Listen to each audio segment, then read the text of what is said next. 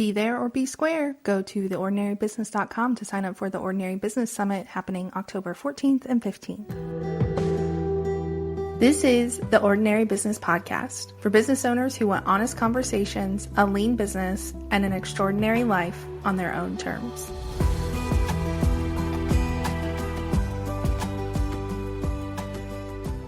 Taylor, what is the most frequently used app on your phone? I checked right before we hopped on, and there's three that are kind of three-way tied. One, which I knew, is Libby, which is my library app, because I listen to audiobooks as often as I possibly can. The other one, which did not surprise me, is Safari, because I'm on the internet a lot, Googling things, reading articles.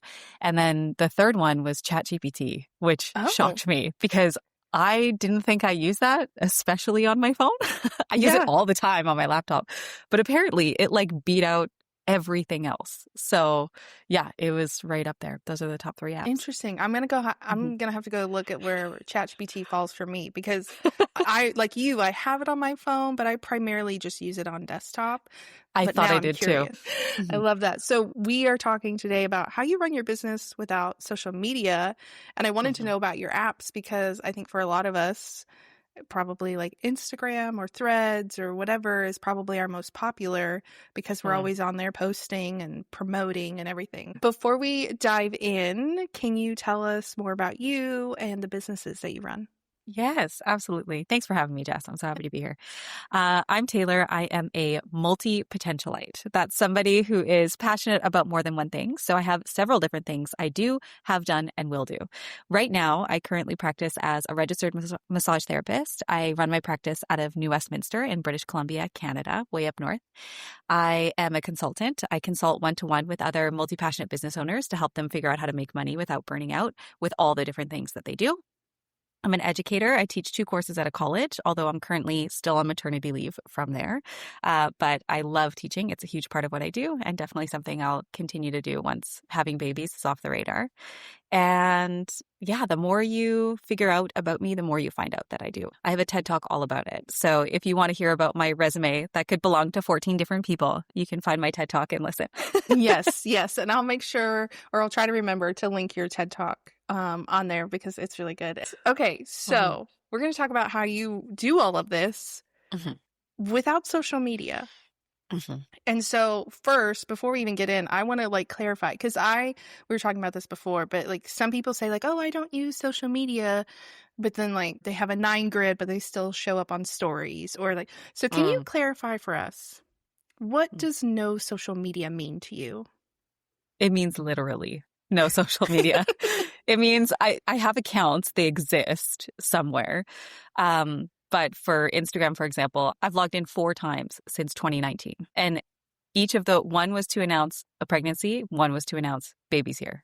The other one was to announce pregnancy number 2, baby was here.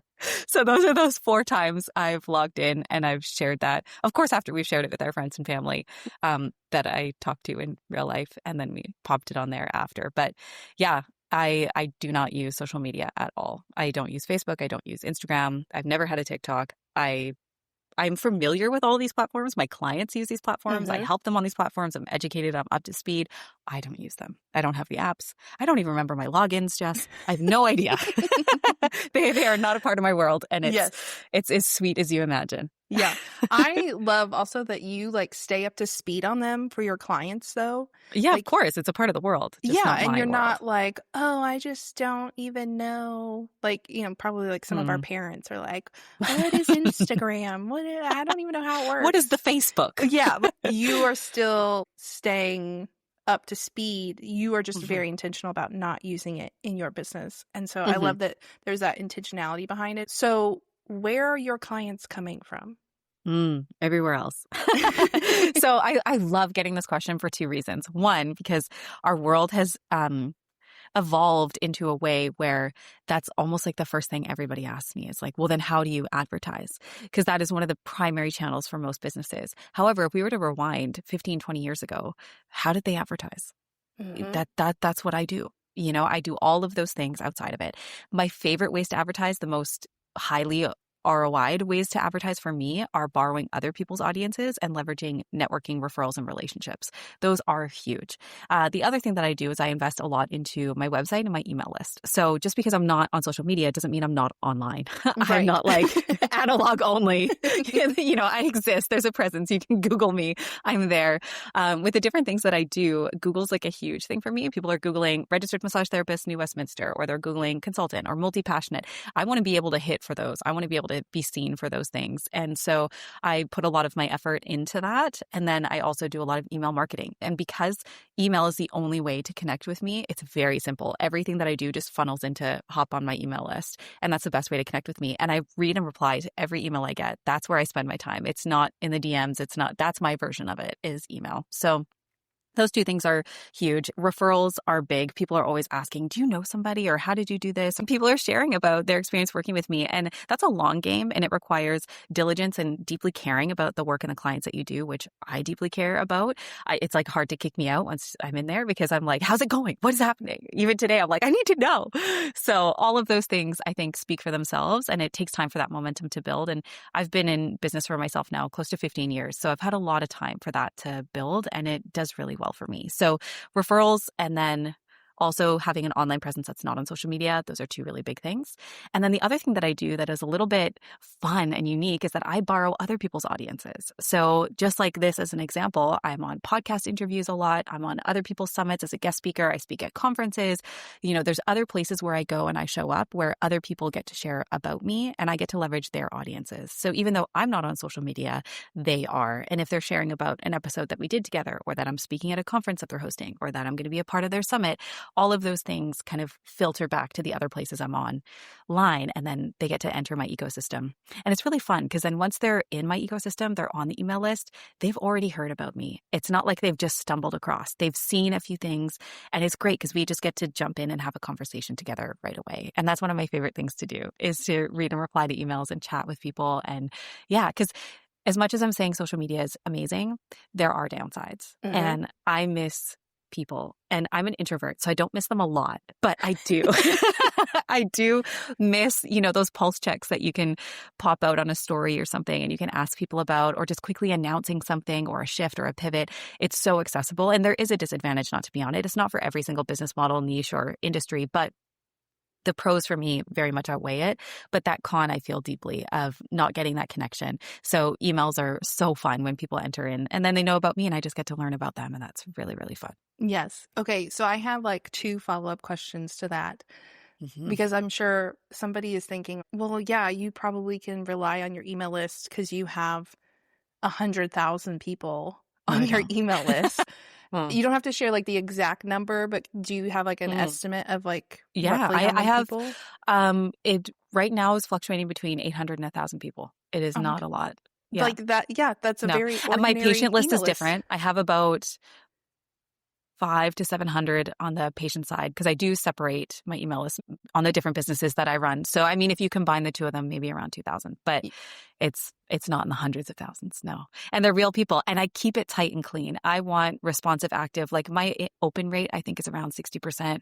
My click rate, I think is around 10 or 15%. Like it's huge industry because I'm constantly cleaning my list and I want people who are engaging and chatting with me and not just like disappearing into the void. So yeah, I keep it tight like that on purpose. Yeah. And then do you run any ads? I love it. Like, I think this is why we get along so well because 1, we both love reading, Libby. Yes. And 2, such a heavy focus on like website and SEO and email and leaning into that. And now I really enjoy social media. I find it fun. Yes, there are downsides, but like and I always tell people I find it fun because I'm not fully relying on it. Like because I have such a heavy focus on SEO that it's not like, okay, well, I have to like make this post and it has to be great and perform and convert. So you said you logged in 4 times into Instagram and what made you decide? Because it seems like maybe prior to 2019, you were active on Instagram. Oh, yeah. So what made you decide I'm cutting out social media? Yeah, it was a little bit complicated, but at the root of it, very simple. I had been on social media a lot prior to that. I think when you picture, like if you were to close your eyes and picture somebody who's in the middle of their business and they're trying to like do pivots and do things and they're on social media a lot and they're showing up all the time and they're creating the grids and then they're doing the content and then they're creating the captions and they're doing the hashtags, because at the time hashtags were a big thing. And, they're doing all of this. That was me. And for like multiple accounts, because I had different businesses. So there were different things I was posting on all the time. I was like using schedulers and apps. And my husband and I, we became debt-free in 2019, and we were documenting all of that journey online too. And so there was like lots of momentum, lots of buzz. We were posting all the time. And I remember we became debt-free July 13th, 2019. And then shortly after that, I was like, I just need a break. Like, I just need maybe like a week. I'll probably just take like a week and just like which felt unfathomable. Just, I was logging in. I like never logged out. I was online all the time. And if it wasn't for business, then I was like lurking and doom scrolling. So, it was like constant. And I was like, I just need a break. I just need a breather, because behind the scenes of that, we'd also been trying to get pregnant for a while, and we were not successful up to that point. And it was getting really hard. I was like, I'm just going to take a break. And a week, that's huge. Like, I've never been offline more than like 48 hours. So I was like, this is going to be huge. And then a week passed and I was like, I actually feel like I need a bit more time. And I was like, maybe I'll try 2 weeks. And then it turned into 30 days. And then here we are 6 years later. And I was like, yeah, no, it just felt so much better not to be off. And it allowed me to focus in such a way that I was needing, because it took up so much of my time. And then I was thinking, oh my God, like my business is going to crumble if I just don't show up online. Like, I have to go do something. And I think I had announced like I was taking a break or a breather or something like that. And then that was kind of it. And I remember thinking, okay, if I give myself a few months and my business just like tanks, I'll go back on. I will do this because I have to do it. But I'm a full asser, this. There's no half-assing allowed. Both cheeks are in. So I was like, but if I'm going to not be on it, like, I have to do that on purpose. And just like you said, it was that intentional choice. So I took that time away to then focus on these other areas. And the amount of time I spent on social media, when I dedicated even a fraction of that towards the other areas of my business, not only did my business stay the same, but it grew. And it's just grown from there. Like, it's bananas. And I know that that's not for everybody. I know every industry and niche is a little bit different, but yeah. And then I was like, well, this cements it. There's no reason to go back. And then I just got a lot better at like messaging and calling my friends. And like I said, that social part, when you're not on social media, that's where everybody else is. So I do miss out on that. And I still do miss that. It's a lot of effort to do that. But yeah, everything else has really been a pro. Yeah. And because you are like, also, because you just mentioned like the friends part, you're not even on social like personally. No. It's not just like, oh, I don't have professional accounts, like business accounts. Like, you're like, I'm not even on there personally. And is your husband on social or no? He is, but like a dude is. Yeah. I guess. My husband, where he posts like once a year. Yeah. And well, he looks up funny memes and stuff like that. Okay. And, yes. And he's huge into sports. So he follows a lot of sports, stuff like that. But he's like a regular person. But I mean, we've got like 2 young kids. We're not on our phones. Yeah. Right. It's not the same. But there's been a few times where I've used his phone or his Instagram to look up something that I was looking for. Or if it was like, he showed me posts of our friends or things like that, if they get married or have babies. And I'm like, oh, that's so awesome. Because then I get to see those pictures too. But then often I just text them and I'm like, send me all the pictures. And then they do. And so I get to, connect with them that way. But yeah, for the most part, yeah, he's a mild user. I wouldn't even say moderate. Do you would you categorize yourself as someone who dislikes social media, or are you just someone who's like, I just want the focus and like the less distractions, and I'm just like, choosing not to be on social? Oh, that's a really good question, Jess. Nobody's ever asked me that. My general feeling about social media is actually quite neutral. I feel like it's a lot of things. It's a tool, and you can use it the way you see fit for whatever it is that you are trying to do. You can use it for research. You can use it for connection. You can use it for promotion. Like, there's so many different things you could use it for. However, I do feel like it's neutral with an edge of skepticism. Just because those apps are not plainly tools. They fart with our neuroanatomy, and I'm not about that. I think if you are able to use them as neutrally as I described and it becomes a tool, that's a wonderful healthy, positive addition. Like it's not even neutral. It's actually really positive. But I think the likelihood of most individuals being able to use it that way is very low. I think the apps are designed to suck you in and to pull you in. I think there's a lot of content on there that's questionable and not filtered correctly that is really hard or disturbing to watch. I think there's a bunch of different things about social media that the way the algorithms are built and changing. And then I also have a lot of privacy concerns around that too. And a lot of safety concerns, which obviously came up as a parent tenfold. I don't share my kids on social media, even though I announce them, but their faces are not on social media, like none of that. And obviously it's only, they have one post that exists that they were born, but even my friends and family respect that and they don't post my children's faces on social media. Like it's a thing. So I think it would be neutral with a flavor of skepticism, because I do think if you're not really intentional and boundaried, which is a very difficult thing to do, like against a system that's rigged the other way, it can be very hard. However, I do see and acknowledge all the positives that come with that. There's a lot there. But yeah, so I think that shakes out to neutral. I feel like there's a lot of stereotypes, again, with going back to the like, do you not use social because you don't understand it, you don't like it, do you like all these? So I wanted to get some clarity around that. Yeah. So I should caveat this too. I'm talking about like the ordinary person. I'm talking about the ordinary business owner, right? Like if you have a conglomerate, you have like a multinational brand, you should be on social media. And the way you're using it is totally different than the way like an ordinary person is trying to use it, or a solopreneur or somebody with a small lean team. There are so many caveats to this equation. But when we're talking about our favorite person, that like ordinary business owner, then it's neutral-ish. Yeah.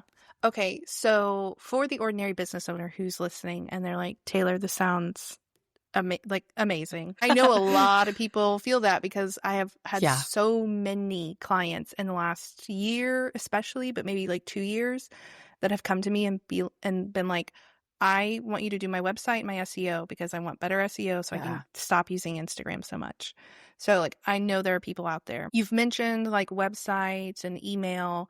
Do you have any specific, like, I don't know, systems or something that helps you stay top of mind and build your expertise, that for someone listening who's like, get me off social, like this week, next week, rescue me. What are like maybe the first 2 or 3 things that you would tell them? Before even that, I would encourage them to do an analysis of their business model, their industry, and their client.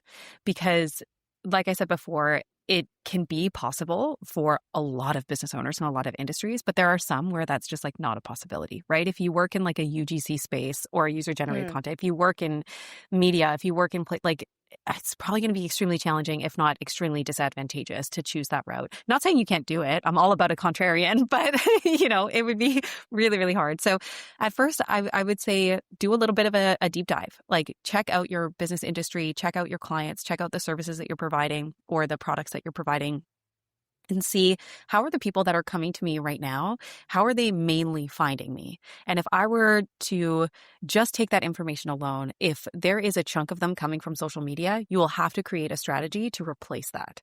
Because not only do you want to not lose a whole chunk of revenue and client acquisition, but you want to be able to build client acquisition off social media, right? So it would be analyzing, where are those channels coming from? Where are they finding me currently? And then if I were to remove this leg, if it's like, a chair, if I were to remove one of those legs, that chair is going to topple over. It still needs to be replaced with something that's a bit more robust. And that doesn't mean you have to add another leg. It could mean that you're shifting those legs, instead of a 4-legged chair, it becomes like a 3-legged stool. And that's also really stable, right? So thinking about some strategy and analysis would be the first step I would do. And that's often really hard to do alone, to get that like bird's eye view of your own business, because we get really skewed. Just like the app question you asked me, I would not have guessed that those are the apps that I use most often. But like having that outside perspective and having, whether that's ChatGPT or a consultant or a biz bestie or a friend or, a colleague, a coworker, somebody to sit with you and really pull that data apart.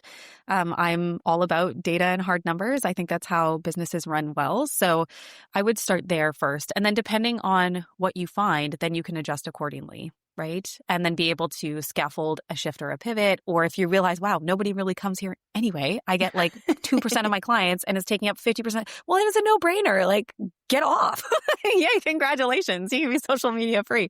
But if you're getting any type of return on that, then you have to think about how you're going to not only replace that, but then also grow it elsewhere. So whether that's, getting some SEO strategy, email list strategy, borrowing audiences, speaking in different places, maybe leveraging other platforms you are okay to be on. I have some clients that don't do Facebook or Instagram, but they do YouTube because that's where they really love to be. And then they show up there. Or I have some that are crushing it on Pinterest and that's just where they like to post. And I'm like, great, right? You can be selective with what you do too. It doesn't have to be an all or nothing like how I'm choosing to do it. But that analysis would be the first step. I think it's always good to, one, obviously like look into things, but like you said, looking and figuring out, are people actually finding me this way? Is it converting? Because, for instance, I started on YouTube back in 2016, and the first several years, it was amazing for my business. Like, really built a lot of trust, got me a lot of like visibility, brought me some clients, and then over time, it has not, like, that has gone down. But I love being on YouTube. For the girl who was terrified to record a 1-minute video, I'm like, I love being on YouTube. Like, I love making video content. But it's, as things have changed and whatnot, I have been like, I'm not getting clients from YouTube.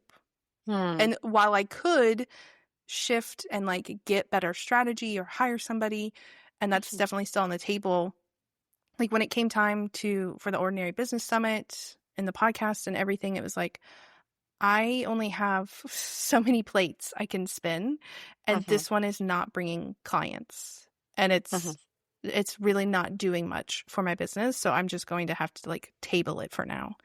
And so everything is still there. I still have 10 years worth of videos out there, but it's like really leaning into what's working and kind of letting go of what's not. I think that's the thing people forget with social media, is that if you choose to pivot, or you choose to pause, or you choose to reduce or take a break or shift and focus on certain platforms, everything else you've created still exists there. Yeah. Right? Unless you go through and like delete it. But even then, like, it's the internet, guys. We can't scrub it. Even if we wanted to, we can't. So, all of that is still there and still working for you. And that's also stuff you can repurpose using your email list, right? So if there's videos on there that are really high value, you can link it and then promote it to your email list, or you can share about it or offer those videos to other communities, or you can refer it out to your clients if it's like a tutorial or explains something. Like, there's still a huge purpose for a lot of the content that you've created. It's just using it in a more strategic way without having promotion being the primary goal for that. It's going to be different goals, whether that's serving, connection, relating, other value propositions, bonuses, adding things in, serving clients you already have, leveraging other audiences and bundling those things together. Like, there are so many ways to still use that. It doesn't have to like die there. Yeah. And it's not dead there. No. And that's a huge amount of work. Yes. Yeah. I'm curious, with all this talk about like shifting and re-strategizing, how often do you email your list? Are you like a once a week girl, or?